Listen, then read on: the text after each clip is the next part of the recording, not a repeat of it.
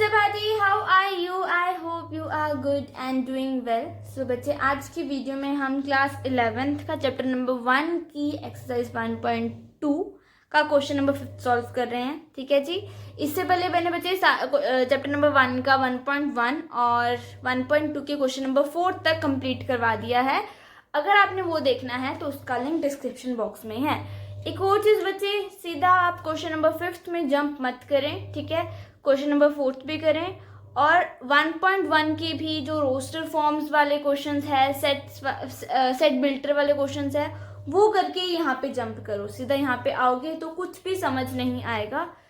अभी के लिए आ सकता है बट वो लॉन्ग टर्म के लिए नहीं रहेगा आपके दिमाग में. ठीक है जी. और इस क्वेश्चन को समझने के लिए बच्चे आपको क्वाड्रेटिक इक्वेशंस पता होनी चाहिए. ठीक है, अगर आपने वो ब्रीफ में पढ़ना है तो मेरी क्लास 10th की प्लेलिस्ट है, वहाँ पे जाके आप चेक कर सकते हो. वहाँ पे मैंने करवाया हुआ है. ठीक है, चैप्टर नंबर 2 में करवाया है, जहाँ पे मैंने स्प्लिटिंग टर्म भी समझाई है, स्प्लिटिंग द मिडल टर्म, और क्वाड्रेटिक इक्वेशन भी समझाऊंगी. अभी वो आई गेस मैंने करवाया नहीं है. ठीक है जी. सो वहाँ पे जाके आप देख सकते हो. So without wasting time let's get into the video. So बच्चे, 5th क्वेश्चन और क्वेश्चन नंबर 4 बिल्कुल सिमिलर है बट स्टेटमेंट में फर्क है. ठीक है, उसमें मैं बोला था कि a is equals to B ये बताओ, या a और नॉट, या a is not equal to b ये बताओ. ठीक है, इसमें भी यही है बट वो थ्योरी के फॉर्म में है. ठीक है, बिल्कुल सेम क्वेश्चन है. पहले 4th करो. ठीक है जी. अगर 4th किया है तो पहले आप 5th को ट्राई करो, फिर आगे सॉल्व करो. ठीक है जी. तब स्टार्ट करते हैं. तो देखो बच्चे, 5th का फर्स्ट पार्ट हमारे पास क्या है. a हमारे पास रोस्टर फॉर्म में है.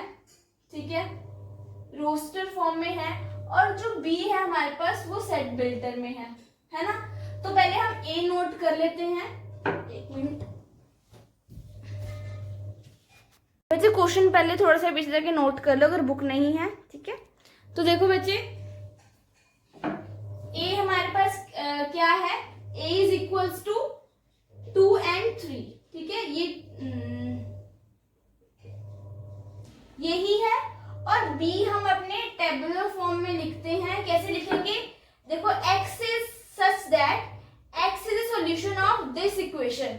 देखो, इसकी पावर, जो हाईएस्ट पावर मतलब डिग्री जो है वो 2 है, मतलब ये क्वाड्रेटिक इक्वेशन है.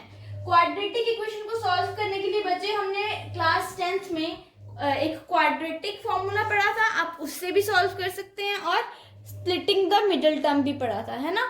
तो मैं क्वाड्रेटिक फॉर्मूला लगा रही हूँ, आप वैसे भी कर सकते हो. ठीक है, तो देखो बच्चे, ये रफ टर्म है. x is equals to minus B, यहाँ पे माइनस बी है, -5 plus minus root D upon 2a, है ना. और रूट डी है b स्क्वायर, मतलब 25 minus 4 into a into C. यही है. इसको सॉल्व करते हैं. -25 प्लस माइनस रूट 25 माइनस 24, मतलब root 1 which is equals to 1. यही है ना, अपॉन 2. मैंने बहुत सारे स्टेप्स को एक ही स्टेप में कर दिया है, आप उसे डिफरेंट स्टेप्स में करना. ठीक है, और ये चीज बच्चा आपने दिखानी है, अपनी जो सॉल्यूशन है ना उसमें करके दिखाना है. तो देखो, हमारे पास 2 सॉल्यूशन आ जाएंगे. एक आएगा -5 प्लस 1, और एक आएगा -5 माइनस 1 अपॉन 2. तो देखो, -5 प्लस 1 इज -4 अपॉन 2, है ना. और -5 minus 3 is -6, sorry, -5 minus 1 is minus plus, so 5 plus 1 6 upon 2. Cutting करो, ये आ जाएगा हमारे पास 2 और ये आ जाएगा 3. तो हमारे पास जो x की वैल्यू होगी वो आएगी -2 एंड -3. बच्चे जी, समझ आ गई? समझ आ गई है ना. तो देखो, हमारे पास यहाँ पे b की वैल्यू कितनी आई है, -2 एंड -3. अब देखो, a और b की वैल्यू इक्वल है कि नहीं है. देखो, a में हमारे पास 2 है, b में 2 है. बिल्कुल नहीं, b में -2 है. 2 और -2 बच्चे अलग अलग नंबर्स है. ये चीज हमेशा याद रखनी है, कई बच्चे कंफ्यूज कर जाते हैं. ठीक है, एक पॉजिटिव और एक नेगेटिव नंबर डिफरेंट होते हैं. ठीक है, तो देखो 2 इसमें है a में, बट b में नहीं है. तो 2 belong to a, but belong to B, इसका मतलब कि ए और बी इक्वल नहीं है। आई होप ये वाला पार्ट समझ आया हो। अब सेकंड पार्ट देखते हैं। देखो बच्चे, सेकंड पार्ट में हमारे पास दोनों जो स्टेटमेंट्स है ए एंड बी की, वो है सेट बिल्डर फॉर्म में, है ना। तो पहले उसे टेबुलर फॉर्म में कन्वर्ट करेंगे। तो देखो बच्चे, ए में हमें क्या गिवन है, x such that x is a letter in word follow। ऐसा सेम काम में लास्ट एक्सरसाइज में, आई गेस लास्ट क्वेश्चन में किया था, है ना, फॉलो, जिसमें मैथ्स थे, मैथमेटिक्स वाला। तो देखो बच्चे, फॉलो में कौन कौन से लेटर्स आ रहे हैं, देखो एफ आ रहा है, एफ लिख दो, है ना, ओ आ रहा है, ओ लिख दो, एल आ रहा है, एल लिख दो, एक और एल आ रहा है, तो हम डबल बार एल नहीं लिखेंगे, ठीक है।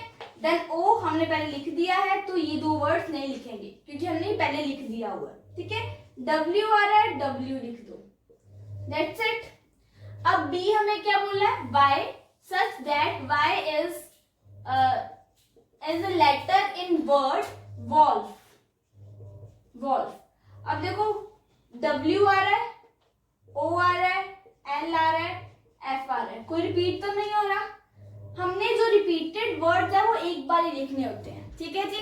तो देखो, A और B ये रहा, A में F है, B में भी F है, A में O है, B में भी O है, L L W W सारे हैं लेटर्स, तो मतलब A is equals to B, ठीक है जी।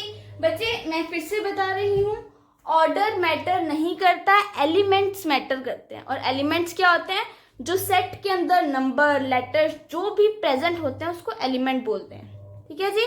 सो जब अगर एलिमेंट्स सेम है, मतलब जो एलिमेंट्स ए में है वही एलिमेंट्स बी में है, चाहे उनकी जो ऑर्डर है वो डिफरेंट हो, है ना। ऑर्डर मतलब उनका जो लेटर्स आने का क्रम, ठीक है, मतलब किस तरह लेटर आ रहे हैं। देखो, ए में हमारे पास एफ फर्स्ट में है, बट बी में हमारे पास लास्ट में है, उसका फर्क नहीं पड़ता, ठीक है जी। ये मैं बार बार बोल रही हूँ, इस चीज को ध्यान में रखना।